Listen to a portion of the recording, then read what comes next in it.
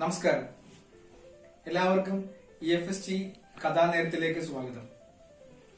ചിതറിത്തെറിച്ച ചിന്തകളാണ് നമ്മളുടെ ഓരോരുത്തരുടെയും ജീവിതത്തിലുള്ളത്. അത്തരത്തിലുള്ള കുറെ ചിന്തകൾ എന്റെ ജീവിതത്തിലും ഉണ്ടായിട്ടുണ്ട്. ചിന്തകൾ എന്നതിന് പകരം സംഭവങ്ങളാകാം, ചിലത് നമുക്ക് കഥാരൂപത്തിൽ പറയാൻ സാധിക്കും.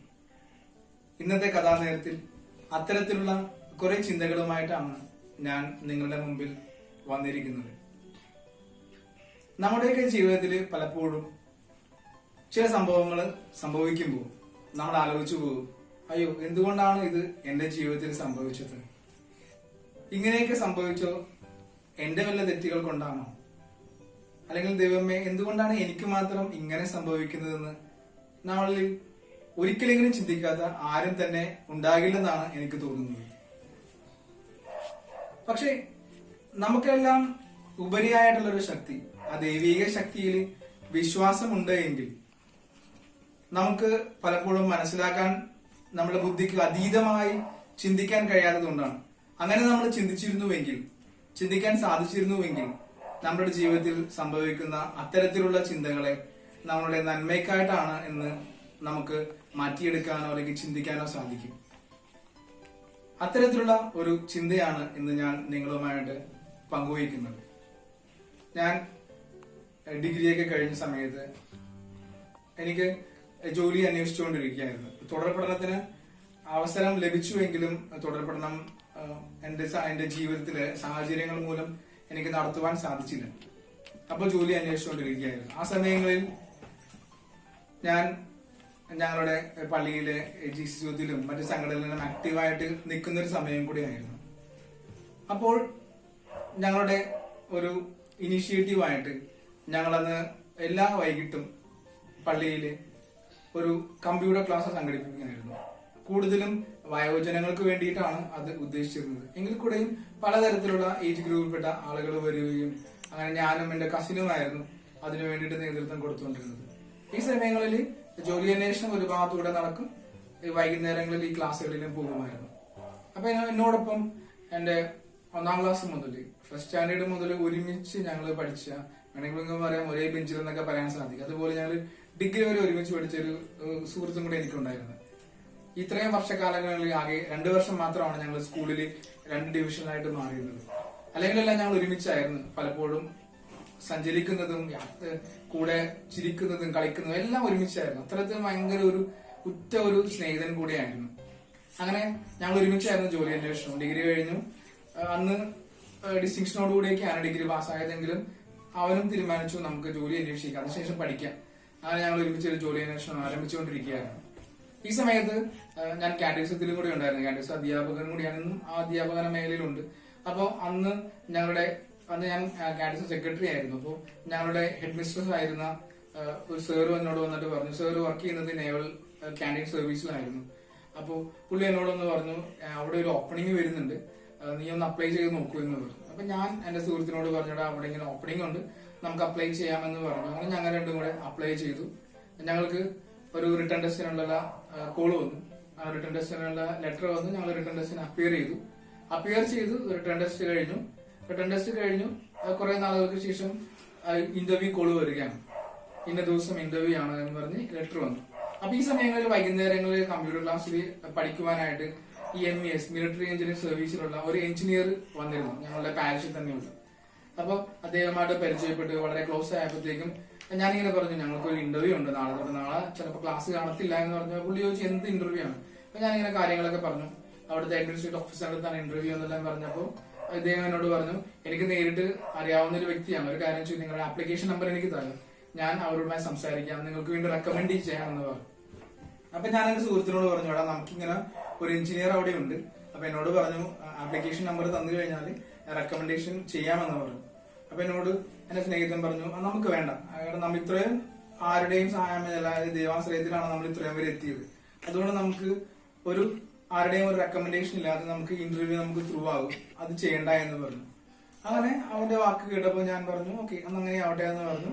ഞാൻ ഇദ്ദേഹത്തോട് പറഞ്ഞു, ഞങ്ങൾ ഇന്റർവ്യൂ ചെയ്ത് കഴിഞ്ഞതിന് ശേഷം അറ്റൻഡ് ചെയ്തതിന് ശേഷം ഞാൻ ചേട്ടനോട് പറയാം ആവശ്യമുണ്ടെങ്കിൽ എന്ന് പറഞ്ഞു. അങ്ങനെ ഇന്റർവ്യൂവിനോട് പോയി അപ്പൊ അന്ന് ഈ പ്രൊജക്ട്, ഈ NCSന്റെ പ്രൊജക്ട് ശരിക്കും കാർവാർ എന്ന സ്ഥലത്തേക്ക് വേണ്ടിയിട്ടായിരുന്നു. അപ്പൊ അവിടെ ഒരുപാട് വിദ്യാർത്ഥികൾ ഉണ്ടായിരുന്നു ഇന്റർവ്യൂവിന് വേണ്ടിയിട്ട് വന്നിരുന്നു വെച്ചാൽ. അപ്പൊ ഉദ്യോഗാർത്ഥികൾക്കിടയിൽ പല സെയിൽസിലുണ്ടായിരുന്നു, അക്കൗണ്ട്സിലുണ്ടായിരുന്നു. ഇങ്ങനെ ഇന്റർവ്യൂ എല്ലാം കഴിഞ്ഞു ഓരോരുത്തർ ഇന്റർവ്യൂവിന് കയറി ഇറങ്ങി വരുമ്പോഴത്തേക്കും അവർക്ക് ചോദിച്ച ചോദ്യങ്ങളെല്ലാം ഞങ്ങൾ ചോദിക്കും, അതിനനുസരിച്ച് പ്രിപ്പയർ ചെയ്യും, അങ്ങനെയെല്ലാം റെഡി ആയിട്ട് നിന്നു.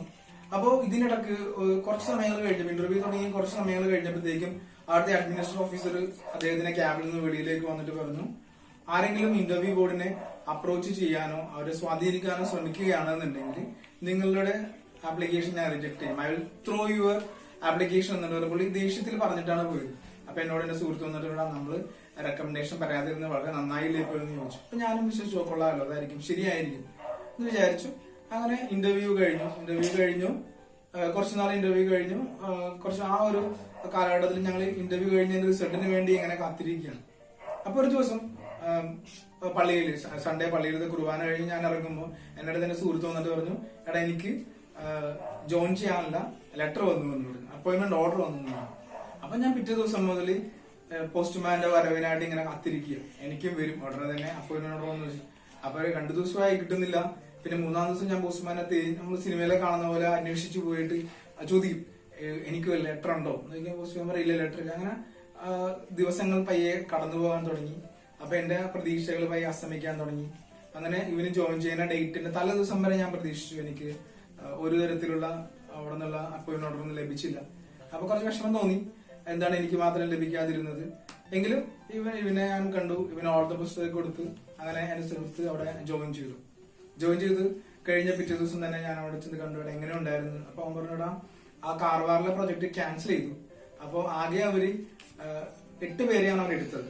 4 പേര് അക്കൗണ്ട്സിലേക്കും 4 പേര് ഈ പറഞ്ഞിരിക്കുന്ന പെർട്ടിക്കുലർ ഡിപ്പാർട്ട്മെന്റിലേക്കുമാണ് എടുത്തത്. സെയിൽസ് ഡിപ്പാർട്ട്മെന്റ് ആയിരുന്നു, അതിലേക്കുമാണ് എടുത്തത്.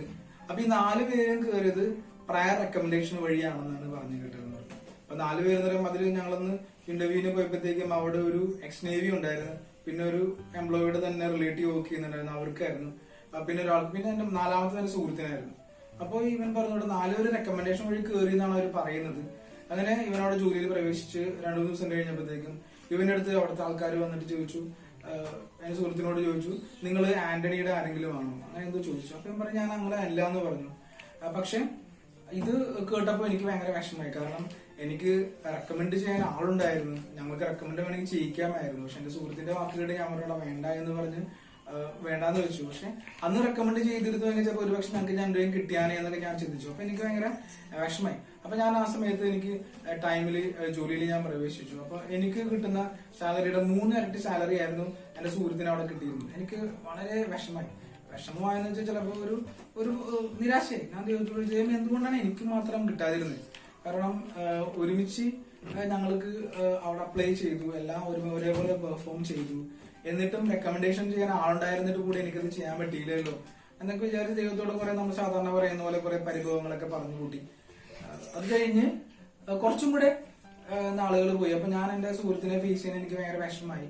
അവനോട് എനിക്ക് ദേഷ്യമൊന്നും ഉണ്ടായിരുന്നില്ല, പക്ഷെ എനിക്ക് പിന്നെ അവനെ ഫേസ് ചെയ്യാൻ എനിക്ക് വിഷമമായി. അപ്പൊ ഞങ്ങള് ചിലപ്പോൾ ഒരേ ബസ് സ്റ്റോപ്പിൽ നിന്ന് ബസ് കയറുമ്പോഴും എന്റെ സുഹൃത്തിനെ കാണുമ്പോൾ ഞാൻ മാറി നിൽക്കും, അവൻ കയറുന്ന ബസ്സിൽ കയറാൻ ഞാൻ മാറി അങ്ങനെ കയറിയൊക്കെ പോവുകയൊക്കെ ചെയ്യാറ്. പക്ഷെ കാണുമായിരുന്നു, എങ്കിൽ കൂടെ എനിക്ക് ഉള്ളിന് ഭയങ്കര വിഷമമായിരുന്നു. അപ്പോ എനിക്ക് ബൈബിളിലൊരു വാചകം ഉണ്ടായിരുന്നു, അതിങ്ങനെയായിരുന്നു: ദൈവത്തെ സ്നേഹിക്കുന്നവർക്കും ദൈവത്തിന്റെ കൽപ്പന അനുസരിച്ച് വിളിക്കപ്പെട്ടവർക്കും ദൈവം എല്ലാം നന്മയ്ക്കായി മാറ്റുമെന്ന് പറയുന്ന ഒരു വചനമുണ്ട്. അത് റോമൻസ് 8:28 പറയുന്നത് അങ്ങനെയായിരുന്നു. പക്ഷെ ഞാൻ ഇതിൽ വിശ്വസിക്കുന്നുണ്ട് എങ്കിൽ കൂടെയും എനിക്ക് ഭയങ്കര എന്റെ മനസ്സിലൂടെ ഭയങ്കര വിഷമങ്ങളൊക്കെ കടന്നുപോയി.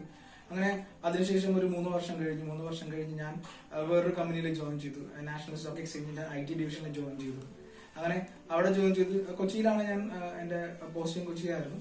കൊച്ചിയിൽ കയറി ഹാപ്പി ആയിട്ട് ജീവിതം പോകുന്നു, രാവിലെ ഓഫീസിൽ പോകുന്നു, തിരിച്ച് വീട്ടിൽ വരുന്നു, അങ്ങനെ പോയിക്കൊണ്ടിരിക്കുന്ന സമയമായിരുന്നു. അപ്പോൾ കമ്പനിക്ക് ഞാൻ അതിന്റെ ഒരു ഓൺലൈൻ എക്സാമിനേഷൻ ഡിവിഷനിലാണ് എനിക്ക് എന്റെ ഒരു പ്രൊജക്ട് ഉണ്ടായിരുന്നത്. അപ്പൊ കമ്പനിക്ക് പെട്ടെന്നൊരു ഗവൺമെന്റിന്റെ ഒരു IRDയുടെ ഒരു പ്രൊജക്ട് വരുമ്പോഴത്തേക്കും ആ കമ്പനിക്ക് അക്രോസ് ഇന്ത്യ ഞാൻ ജോയിൻ ചെയ്യുന്ന സമയത്ത് 30 ഓഫീസായിരുന്നു ഉണ്ടായിരുന്നത്. പക്ഷെ കേരളത്തിൽ ആകെ ഒരു ഓഫീസ് ഉണ്ടായിരുന്നത്, കൊച്ചിയിൽ മാത്രമായിരുന്നു. അപ്പൊ കമ്പനിക്ക് പ്രൊജക്ട് കിട്ടിയപ്പോൾ അക്രോസ് ഇന്ത്യയിൽ തന്നെ ഒരു 6 മന്തിനുള്ളിൽ 100 സെന്റേഴ്സ് ഓപ്പൺ ചെയ്യണം, 100 ഓഫീസ് ഓപ്പൺ ചെയ്യണം എന്നായിരുന്നു IRD പറഞ്ഞുകൊണ്ടിരുന്നത്. IRDയുടെ ഓൺലൈൻ ഡിവിഷൻ സ്റ്റാർട്ട് ചെയ്യാൻ വേണ്ടിയിട്ടായിരുന്നു. അപ്പോൾ കമ്പനിയുടെ പ്രൊജക്ട് ഡിവിഷൻ സ്റ്റാർട്ട് ചെയ്തു. അപ്പൊ അതിൽ ആ ഒരു പ്രൊജക്ട് മാനേജ്മെന്റ് ടീമിലേക്ക് എന്നെയും കൂടി എടുക്കുകയായിരുന്നു. എടുത്തിട്ട് ഞങ്ങളുടെ ടാസ്ക് എന്ന് പറയുന്നത് കമ്പനിയുടെ ബ്രോക്കേഴ്സ് ത്രൂ പൊട്ടൻഷ്യൽ സിറ്റീസോ അല്ലെങ്കിൽ പൊട്ടൻഷ്യൽ സ്റ്റേറ്റിലെ സിറ്റീസ് എല്ലാം ഐഡന്റിഫൈ ചെയ്യും. അവരെ ബ്രോക്കേഴ്സുമായിട്ട് ടൈപ്പ് ആവും. ബ്രോക്കേഴ്സ് വന്ന് ഐഡന്റിഫൈ ചെയ്ത് കഴിഞ്ഞാൽ കമ്പനിയുടെ ഡയറക്ടർ പ്രൊജക്ട് മാനേജർ വന്ന് അഗ്രിമെന്റ് സൈൻ ചെയ്യും ലാൻഡ്ലോഡുമായിട്ട്. അതിനുശേഷം പിന്നീട് വരുന്ന എല്ലാ ടാസ്കും ഒരു ഓഫീസ് ഫംഗ്ഷൻ ചെയ്യാൻ അടക്കം എല്ലാം ചെയ്യേണ്ടത് ഈ പ്രൊജക്ട് മാനേജറും ടീമിലെ മെമ്പേഴ്സും ആയിരുന്നു. അപ്പോൾ എനിക്ക് അങ്ങനത്തെ ഒരു ടാസ്ക് തോന്നുന്നു. അപ്പൊ ആദ്യമായിട്ടും ആകെ എറണാകുളം മാത്രം യാത്ര ചെയ്തിരുന്ന എന്നോട് എന്റെ സോണൽ ഹെഡ് എന്നോട് വിളിച്ചിട്ട് പറഞ്ഞു, ഒരു ദിവസം എന്നോട് പറഞ്ഞു കണ്ണൂർക്ക് പോകുന്നേക്കെന്ന് പറഞ്ഞു. തലേദിവസം രാത്രി ഒരു 12 മണിക്ക് വിളിക്കുകയാണ്. വെച്ചിട്ട് പറയണം നാളെ രാവിലെ കണ്ണൂർ റിപ്പോർട്ട് ചെയ്യണം. അങ്ങനെ ഞാൻ ബാഗെല്ലാം പാക്ക് ചെയ്തു. 6:45 ഇന്റർസിറ്റി പിടിച്ചു. ഇവിടെ നിന്നുള്ള എറണാകുളത്ത് നിന്ന് ഇന്റർസിറ്റി പിടിച്ചു കണ്ണൂർക്ക് പോവുക. എനിക്ക് ട്രെയിനിൽ യാത്ര ചെയ്യുമ്പോൾ ഒരു ബുദ്ധിമുട്ട്, സ്ഥലങ്ങൾ കണ്ടുപിടിക്കാനോ അല്ലെങ്കിൽ സ്ഥലങ്ങൾ ഏതാണെന്ന് മനസ്സിലാക്കുമെന്ന് അറിയത്തില്ല. അപ്പൊ നമ്മൾ ഇങ്ങനെ വിൻഡോസിൽ എപ്പോഴും നോക്കിക്കൊണ്ടിരിക്കണം. അപ്പോൾ ഇങ്ങനെ നോക്കി പോകും. അപ്പൊ ഏകദേശം ടൈം നമ്മൾ IRCTC സൈറ്റിൽ നോക്കിയപ്പോൾ അറിഞ്ഞത് ഏകദേശം സമയം ഒരു 1:30 എത്തുന്നാണ് അപ്രോക്സിമേറ്റ്ലി ഇത് കണ്ടിരുന്നത്. അപ്പൊ ഇങ്ങനെ നോക്കി അങ്ങനെ കണ്ണൂർ എത്തിച്ചേർന്നു. കണ്ണൂർ എത്തിച്ചപ്പോഴത്തേക്കും അതിന്റെ സോണലുടെ അവിടെ ഉണ്ടായിരുന്നു. ഞങ്ങൾ അപ്പോൾ ലാൻഡ്ലോഡുമായിട്ട് സംസാരിച്ചു. പിന്നീട് ആ ഓഫീസിന് വേണ്ട എല്ലാ കാര്യങ്ങളും സെറ്റപ്പ് ചെയ്യണം. അതായത് ഓഫീസിന്റെ ഇൻഫ്ര മുതൽ അവരുടെ ഓപ്പറേഷൻസിന് വേണ്ട എല്ലാ കാര്യം ഇൻക്ലൂഡിങ് സ്റ്റേഷനറി, അവിടുത്തെ സെക്യൂരിറ്റി അറേഞ്ച്മെന്റ്സ്, ഹൗസ് കീപ്പിംഗ് എല്ലാം ചെയ്ത്. അപ്പൊ ഈ പെർട്ടിക്കുലർ ഓഫീസിലേക്ക് വേണ്ട എംപ്ലോയിയുടെ ട്രെയിനിങ് ഹെഡ് ഓഫീസിലാണ് നടക്കുന്നത്. ഹെഡ് ഓഫീസിൽ നടക്കും. അത് കഴിഞ്ഞ് ഹെഡ് ഓഫീസിൽ നിന്ന് ഒരു 1 വീക്ക് ട്രെയിനിങ് കഴിഞ്ഞ് ഇവർ നേരെ എന്റെ അടുത്ത് റിപ്പോർട്ട് ചെയ്യും. ഓൺ ജോബ് ട്രെയിനിങ് എന്ന് പറഞ്ഞാൽ അവർ എന്റെ അടുത്ത് റിപ്പോർട്ട് ചെയ്യും. അപ്പൊ അവർക്ക് റിപ്പോർട്ടിംഗ് ചെയ്ത് കഴിഞ്ഞാൽ അവർക്ക് ഓൺ ജോബ് ട്രെയിനിങ് എന്തൊക്കെയാണ് ആവശ്യം, ആ ലോക്കലി അവർക്ക് ഒരു ഓഫീസ് ഫംഗ്ഷൻ ചെയ്യുമ്പോൾ എന്തൊക്കെയാണ് ആവശ്യമുള്ളത് അവരെ പഠിപ്പിക്കണമെന്നും കൂടെ ട്രെയിൻ ചെയ്ത് അവരുടെ കൂടെ നിന്ന് അവരെ ഓഫീസ് വർക്ക് ചെയ്യുന്നതെല്ലാം കണ്ട് മനസ്സിലാക്കി എന്തെങ്കിലും കറക്ഷൻസ് ഒക്കെ ഉണ്ടെങ്കിൽ അവർ പറഞ്ഞ് മനസ്സിലാക്കിയതിനു ശേഷം വൺസ് അവര് ഏബിൾ ആയി എന്ന് മനസ്സിലായി കഴിഞ്ഞാൽ എനിക്ക് അവരെ സെന്റർ ഹാൻഡ് ഓവർ ചെയ്ത് കഴിഞ്ഞാൽ എനിക്ക് അവിടെ നിന്ന് പോവാം. അങ്ങനെ അടുത്ത ലൊക്കേഷനിലേക്ക് യാത്ര തിരിക്കുന്നു. അങ്ങനെ കേരളത്തിൽ 7 ഓഫീസ് അങ്ങനെ സ്റ്റാർട്ട് ചെയ്യാൻ വേണ്ടിയുള്ള അവസരം കിട്ടി. ഈ 7 ഓഫീസിന് ശേഷം എനിക്ക് അടുത്ത കോള് വന്നിരുന്നത് സൗത്ത് ഇന്ത്യയിലേക്ക് ട്രാവൽ ചെയ്യണം. സൗത്ത് ഇന്ത്യയിലെ കർണാടക, തമിഴ്നാട് ഏരിയയിലേക്കായിരുന്നു. അങ്ങനെ ആദ്യം കർണാടക ഏരിയയിലേക്കാണ് പോയത്. കർണാടക ഏരിയയിൽ അവിടെ ദാവൻഗിരി, ഷിമോഗ അങ്ങനെ സ്ഥലങ്ങളിലേക്ക് യാത്ര ചെയ്യാൻ പറ്റി. ഇതുപോലെ കേരളത്തിന് പുറത്തേക്കുള്ള ആദ്യത്തെ യാത്രയായിരുന്നു. അപ്പൊ നമുക്ക് കമ്പനി അലൗഡ് ആണ് സെക്കൻഡ് AC പോകാൻ വേണ്ടിയിട്ട്. അപ്പൊ സെക്കൻഡ് AC യാത്ര ചെയ്യുമ്പോഴത്തേക്കും ഈ പ്രശ്നം എന്ന് വെച്ചാൽ സെക്കൻഡ് AC ആകുമ്പോൾ കമ്പാർട്ട്മെന്റിൽ പുറത്തു നോക്കാൻ വിസിബിലിറ്റി വളരെ കുറവായിരിക്കും, സ്ഥലങ്ങൾ ഐഡന്റിഫൈ ചെയ്യാൻ പറ്റത്തില്ല. അപ്പൊ നമ്മൾ ചെയ്യാതിരുന്നത് ഇതുപോലെ അപ്രോക്സിമേറ്റ് IRCTC നോക്കും, അതിന്റെ എസ്റ്റിമേറ്റഡ് ടൈം അറിയാൻ പറ്റും. ഇങ്ങനെ നോക്കിക്കൊണ്ടേയിരുന്ന് യാത്ര ചെയ്തുകൊണ്ടിരിക്കുക. ഞാൻ ഈ ഷിമോഗയിലൊക്കെ യാത്ര പോകണമെന്നുണ്ടെങ്കിൽ മാംഗ്ലൂർ ഇറങ്ങിയിട്ട് അവിടെ നിന്ന് പിന്നെ 5 മണിക്കൂർ ബസ്സിൽ യാത്ര ചെയ്യണം. ലോക്കൽ ബസ്സിലായിരിക്കണം യാത്ര ചെയ്യേണ്ടത്. ഈ ലോക്കൽ ബസ്സിൽ കാടിനുള്ളിലൂടെയൊക്കെ യാത്ര. ലോക്കൽ ബസ് എന്ന് പറഞ്ഞാൽ ഭയങ്കര ഇടുങ്ങിയ ബസ്സായിരിക്കും. നമ്മളെ കാല് വെച്ചാൽ ഹൈറ്റുള്ളവർക്ക് കാല് വെച്ചാൽ ഇരിക്കാൻ പറ്റാത്ത രീതിയിലൊക്കെ ആയിരിക്കും. അങ്ങനെ ഈ യാത്ര തിരിഞ്ഞ് പോയിക്കൊണ്ടിരിക്കുകയായിരുന്നു. അങ്ങനെ ഷിമോഗയിൽ എത്തിച്ചേർന്നു. അപ്പൊ അവിടുത്തെ ലാൻഡ്ലോഡുമായിട്ട് സംസാരിച്ചു. അപ്പൊ എനിക്ക് ഭയങ്കര എക്സ്പീരിയൻസ് തോന്നിയിരുന്ന ലാൻഡ്ലോഡ് ഒരു ഹാഫ് ബ്ലൈൻഡ് ആയിരുന്നു. ഒരു കണ്ണിന് മാത്രമേ കാഴ്ചയുള്ളൂ, മറ്റേ കണ്ണിന് പകുതി കാഴ്ചയില്ല. പുള്ളി എന്തു രസമായിട്ട് ആ പുള്ളിയുടെ കാര്യങ്ങളൊക്കെ മാനേജ് ചെയ്യണം ഞാൻ കണ്ടു. കാരണം അപ്പൊ ഞാൻ വിചാരിച്ചു ദൈവമേ നമുക്ക് ഒരു കുറവുമില്ലാതെ ദൈവം സൃഷ്ടിച്ചിട്ട് ചില കാര്യങ്ങളൊന്നും ചെയ്യാൻ പറ്റാത്ത അവസ്ഥയായിരുന്നു. പക്ഷെ പുള്ളിക്ക് ഇത്രയും കുറവുകൾ ഉണ്ടായിട്ട് പോലും ആ ലാൻഡ്ലോഡ് മനോഹരമായിട്ട് കാര്യങ്ങൾ നയിക്കുന്നുണ്ടപ്പോൾ എനിക്ക് ഭയങ്കര ഞാൻ ഓർത്തു ദൈവം ഇത്ര നമ്മളോടൊക്കെ വലിയ കാരുണ്യമാണ് കാണിച്ചിരിക്കുന്നത്, ഒരു കുറവുമില്ലാതെ നമ്മൾ സൃഷ്ടിച്ചല്ലോ എന്നൊക്കെ ഓർത്തു. അങ്ങനെ അവിടുത്തെ ഒരു ലൊക്കേഷൻ കഴിഞ്ഞ് അടുത്ത് ദാവൻഗിരി എന്ന സ്ഥലത്ത് പോയി. അങ്ങനെ പിന്നെ തമിഴ്നാടുവിലെ പല ഭാഗങ്ങൾ സഞ്ചരിച്ചു. അങ്ങനെ ഈ സൗത്ത് ഇന്ത്യയിലെ ആദ്യത്തെ സെന്റർ ഓപ്പൺ ആകുമ്പോൾ നമ്മള് ഹെഡ് ഓഫീസിലെ നോർത്ത്, സൗത്ത്, ഈസ്റ്റ്, വെസ്റ്റ് ആയിട്ട് ഡിവൈഡ് ചെയ്തിട്ടായിരുന്നു. പല റീജിയൻ കോമ്പറ്റീഷൻ ആയിരുന്നു. ആദ്യം ആര് ഈ സെന്റേഴ്സ് എല്ലാം അച്ചീവ് എന്നുള്ളതായിരുന്നു. അങ്ങനെ കേരളത്തിൽ, അതായത് ഈ സൗത്ത് ഇന്ത്യയിൽ കേരളത്തിൽ നിന്നായിരുന്നു ആദ്യത്തെ ടീമായിരുന്നു, ഞങ്ങളുടെ ടീമായിരുന്നു ഇത് ഫസ്റ്റ് അച്ചീവ് ചെയ്തതും. അങ്ങനെ ഹെഡ് ഓഫീസിൽ ഭയങ്കര അപ്രീസിയേഷൻ മെയിലും എല്ലാം വന്നിരുന്നു. അങ്ങനെ ആ ഒരു വർഷത്തിനുള്ളിൽ തന്നെ ഞങ്ങൾ അയാഡിയ പറഞ്ഞ പെർട്ടിക്കുലർ പ്രൊജക്ട് കംപ്ലീറ്റ് ചെയ്ത് കഴിഞ്ഞപ്പോൾ ഇയർ എൻഡിൽ പെർഫോമൻസിന്റെ ബേസ്ഡ് നമുക്ക് ഓരോ റീജിയനിൽ നിന്നും നമുക്ക് ഓരോ ആൾക്കാരെ ഐഡന്റിഫൈ ചെയ്തിട്ട് നമുക്ക് പ്രസന്റേഷൻ ചെയ്യണം. അതായത് ആരാണ് ബെസ്റ്റ് പെർഫോമർ എന്ന് നോക്കാൻ വേണ്ടിയിട്ട്. അങ്ങനെ സൗത്ത് ഇന്ത്യയിൽ നിന്നും എനിക്കാണ് അവസരം വന്നത്. സൗത്ത്, നോർത്ത്, വെസ്റ്റ്, ഈസ്റ്റ് നിന്ന് ഓരോരുത്തർ സെലക്ട് ആയി. അങ്ങനെ പ്രസന്റേഷൻ ഉണ്ടായിരുന്നു. ഞങ്ങളുടെ CEO ആണ്, VP ആണ് വന്നിരുന്നത്. VP direct telephonic okay. അങ്ങനെ കോൺഫറൻസ് കോളിലായിരുന്നു ഇന്റർവ്യൂ നടന്നത്. ഇന്റർവ്യൂ അല്ല, പെർഫോമൻസ് റിവ്യൂ എന്നൊക്കെ പറയും. അങ്ങനെ ആ ഒരു ഇന്റർവ്യൂ നടത്തിയപ്പോഴത്തേക്കും ഞങ്ങൾ അയച്ചിരുന്ന പ്രസന്റേഷൻ ഈ VP അനലൈസ് ചെയ്തു. VP എന്നിട്ട് പറഞ്ഞു, ഓ ഇതൊക്കെ എല്ലാവരും ചെയ്യുന്ന കാര്യങ്ങളാണ്, നോർമലി എല്ലാവരും ചെയ്യുന്നതാണ്, അതുകൊണ്ട് ഇതിൽ ഞാനൊരു എക്സ്ട്രാ ഓർഡിനറി ഒന്നും കാണുന്നില്ല എന്ന് പറഞ്ഞു. ഓക്കെ എല്ലാം പറഞ്ഞു. സർ ഞാൻ പറഞ്ഞു ഞാനിതാണ് ചെയ്തിരുന്നത്, ഇങ്ങനെയൊക്കെയാണ് ചെയ്തിരുന്നത് എന്ന് പറഞ്ഞു. അവസാനം ആ കോൺകോൾ അവസാനിച്ചു. അപ്പൊ ഞാൻ സോണാട്ടിനോട് പറഞ്ഞു, നമുക്ക് പ്രതീക്ഷയൊന്നും കാണുന്നില്ല എന്ന് എനിക്ക് തോന്നണേ, കാരണം BP ഇങ്ങനെയാണ് നമ്മൾ പറഞ്ഞിരുന്നതെന്ന് പറഞ്ഞു. അപ്പൊ കേരളത്തിൽ ഒരു ഏകദേശം പറയാം 7 സെന്റേഴ്സ്, ഇപ്പൊ കണ്ണൂർ, കാലിക്കറ്റ്, തൃശ്ശൂർ, പത്തനംതിട്ട, കട്ടപ്പന, പിന്നെ കൊല്ലം, ട്രിവാൻഡ്രം, ആ ഏരിയ, കോട്ടയം, ഇതെല്ലാം ഓഫീസെല്ലാം ഞങ്ങളാണ് വിസിറ്റ് ചെയ്തത്. എനിക്ക് അവിടെയൊക്കെ യാത്ര ചെയ്യാനൊക്കെ സാധിച്ചു. കേരളത്തിൽ എക്സ്റ്റെൻസീവായിട്ട് യാത്ര ചെയ്തിട്ടുണ്ട്. തമിഴ്നാട്ടിൽ യാത്ര ചെയ്തു, പിന്നെ കർണാടകയിലൊക്കെ യാത്ര ചെയ്തു. ഒരുപാട് യാത്ര എക്സ്പീരിയൻസ് ഒക്കെ ഉണ്ടായിരുന്നു. ഭയങ്കരമായിട്ട് പുതിയ ആൾക്കാരെ കാണാനും അവരുടെ സംസ്കാരങ്ങൾ, അവരുടെ ജീവിത രീതികൾ, അവരുടെ ഇടപെടലുകൾ, അവരെങ്ങനെയാണ് കാര്യങ്ങൾ നോക്കി കാണുന്നതൊക്കെ പഠിക്കാനൊക്കെ സാധിച്ചു. അങ്ങനെ അത് ഒരു ഏകദേശം എനിക്ക് തോന്നുന്നു ഒരു ഫെബ്രുവരി സമയങ്ങളിൽ അവസാനിച്ചു. അപ്പോൾ അതിനെക്കുറിച്ചൊക്കെ മറന്നു. ജോലിയിൽ പിന്നെ തിരിച്ച് എൻ്റെ ബേസ് ലൊക്കേഷൻ കൊച്ചിയിലേക്ക് ഒന്ന് വർക്ക് തുടങ്ങി. അപ്പോൾ ആ സമയത്ത് എനിക്ക് ഒരു ദിവസം കൊല്ലത്തേക്ക് പോകണം. കൊല്ലത്തിരിക്കുന്ന സമയത്ത് എന്നോട് എൻ്റെ സോണാലിറ്റി വിളിച്ചിട്ട് പറഞ്ഞു, നിനക്കൊരു കോൾ ഉണ്ടായിരുന്നു എൻ്റെ ഓഫീസിൽ നിന്ന്. അപ്പോൾ നീ മാർച്ച് നെക്സ്റ്റ് വീക്കിൽ ഹെഡ് ഓഫീസിലേക്ക് ചെല്ലണം. അവിടെ നിനക്കൊരു പ്രോസസ് ഓറിയന്റേഷൻ ട്രെയിനിങ് ഉണ്ട്, അറ്റൻഡ് ചെയ്യേണ്ടി വരും. അപ്പോൾ പോകണം എന്ന് പറഞ്ഞു. നിനക്കുള്ള ഫ്ലൈറ്റ് ടിക്കറ്റ് എല്ലാം കമ്പനി അയക്കും, നീ ഇപ്പോൾ നാളെ തന്നെ കൊച്ചിയിലേക്ക് പാക്ക് ചെയ്തു, കൊച്ചിയിൽ നിനക്ക് ഇമെയിലെല്ലാം വരും എന്ന് പറഞ്ഞു. അപ്പോൾ ഞാൻ കൊച്ചിയിൽ തിരിച്ചു വന്ന് കൊച്ചിയിൽ വന്നപ്പോഴത്തേക്ക് എൻ്റെ മെയിൽ എനിക്ക് ഫ്ലൈറ്റ് ടിക്കറ്റ് എല്ലാം ഉണ്ടായിരുന്നു. അങ്ങനെ ആദ്യമായിട്ട് ഫ്ലൈറ്റ് യാത്ര ചെയ്യാൻ പോകും. അങ്ങനെ ഫ്ലൈറ്റ് യാത്ര ആദ്യമായിട്ട് ഇവിടുന്ന് കൊച്ചിയിൽ നിന്ന് നേരെ എയർപോർട്ടിൽ പോയി. എയർപോർട്ടിൽ നിന്ന് ഫസ്റ്റ് ടൈം ഫ്ലൈറ്റ് ആയതുകൊണ്ട് ഇത് വർഷങ്ങൾക്ക് മുമ്പ് സംഭവമാണ്. അപ്പോൾ എനിക്ക് ആദ്യത്തെ യാത്ര ഒന്നും അറിയത്തൊന്നുമില്ല. അവിടെ ചെന്നു ഈ ബാഗേജ് ഇട്ടു, അത് കഴിഞ്ഞ് നമ്മൾ മൊത്തം സ്കാൻ ചെയ്തു, നമ്മളെല്ലാം മാറ്റി ആ സ്കാനുകളെല്ലാം പോയി കയറി അവിടെ ചെന്നു ബോഡി ചെയ്തു. അപ്പൊ എന്നോട് നമ്മൾ ബോഡി ചെയ്യാൻ ചെല്ലുമ്പോൾ ചോദിക്കുമല്ലോ ഏത് സൈഡ് വേണമെന്ന്. അപ്പൊ ട്രെയിനിൽ യാത്ര ചെയ്ത എക്സ്പീരിയൻസ് ഉള്ളതുകൊണ്ട് ഞാൻ പറഞ്ഞു വിൻഡോ സൈഡ് മതി എന്ന് പറഞ്ഞു. വിൻഡോ സൈഡ് ചെയ്യുമ്പോൾ ആകാശം മാത്രമേ കാണാൻ പറ്റത്തുള്ളൂ, എങ്കിലും വിൻഡോ സൈഡിൽ കിട്ടി.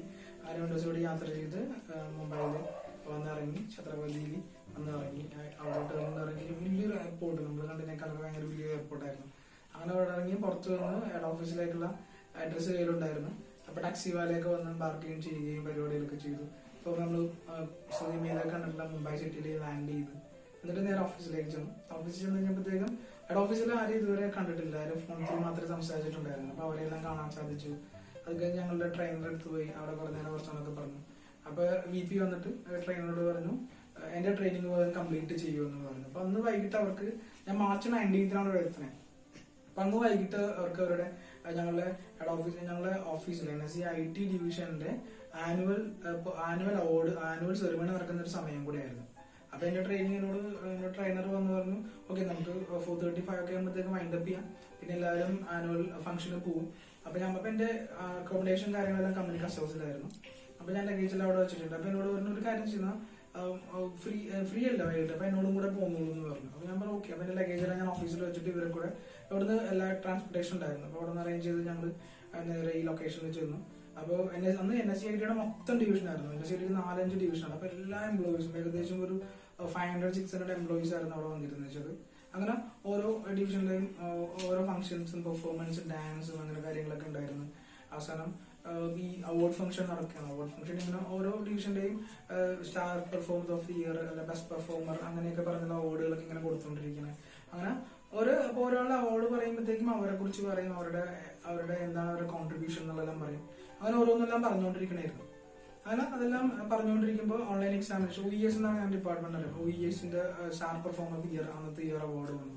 അപ്പൊ അതിനെക്കുറിച്ച് സംസാരിക്കുമ്പോൾ ആദ്യം അയാളുടെ പേര് പറയില്ല, എന്നിട്ട് പറയും ഓക്കെ ഇന്ന ഈ പുള്ളിയുടെ എക്സെപ്ഷണൽ കോൺട്രിബ്യൂഷൻ ടുവേർഡ്സ് എന്ന് പറഞ്ഞിട്ട് കാറ്റഗറൈസ് ചെയ്ത് ഇങ്ങനെ കമ്പയർ ചെയ്യണവർ ഇങ്ങനെ പറഞ്ഞുകൊണ്ടിരിക്കണായിരുന്നു.